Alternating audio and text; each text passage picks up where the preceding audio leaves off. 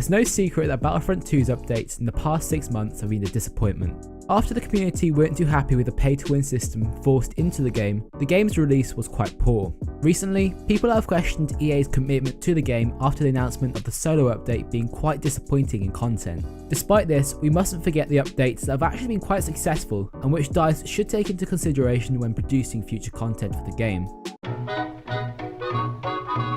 To fix the pay-to-win system that was meant to be in the game, we received this update in March, which meant that we now earn star cards through ranking up our classes in-game. This also meant that crates containing star cards and weapons were abolished, which was a nice touch as you could now decide what you wanted to get rather than rely on luck. Despite being a breath of fresh air for the game which hadn't received an update in a while, there was no appearances in the game at the time and there was nothing to spend your credits or crafting parts on. Appearances wouldn't arrive until April, therefore this update was quite disappointing as with the amount of time that had passed, much more content was expected.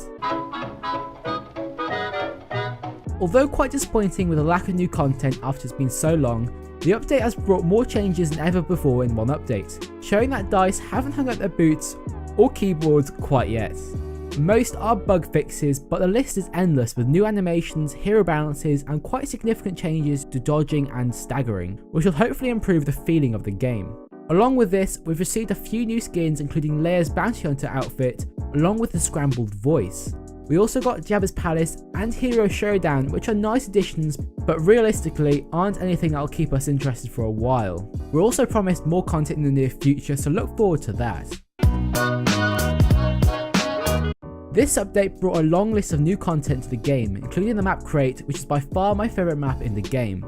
The introduction of 3 new well-balanced heroes and the space map were all great additions to the game. We also got our first taste of seasonal challenges, which helped the game keep its audience busy.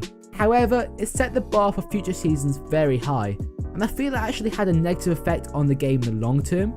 Following this update with a drought of no updates to the game where Battlefront 2 lost most of its audience. Despite it not having the most content, this update was by far the best. Ewok Hunt was a great addition to the game, as it was so immersive. There was plenty of diversity in each game and the eerie lighting along with the brilliant graphics make it a truly enjoyable experience. We also got a bunch of new skins with this update, so we could finally spend our credits, and there was also a system added where you could use our crafting parts. The publicity this update got, including a trailer, was a major success, bringing old players back to the game like myself. Crystals also returned so you could buy the new appearances, which wasn't terrible as using your own money would have no effect on your gameplay. So I hope you've enjoyed this video. It just goes to show that the quality is more important than the quantity of the update. Also, I'd much rather see content being released over time rather than big seasons, as it keeps the game much more fresh. Now that lots of bugs have been fixed and the progression system has been changed, I expect us to receive more content in the next 6 months of this game's life. Hopefully I can make this video again when the game is a year old, with new updates on this list. Anyway, if you guys and girls have enjoyed, please leave a like down below and subscribe. I know I haven't really done a video for a while, but I hope that I can do much more in the future, and I hope you guys enjoy it too. Anyway, I'll see you guys and girls in the next video. Peace out, guys.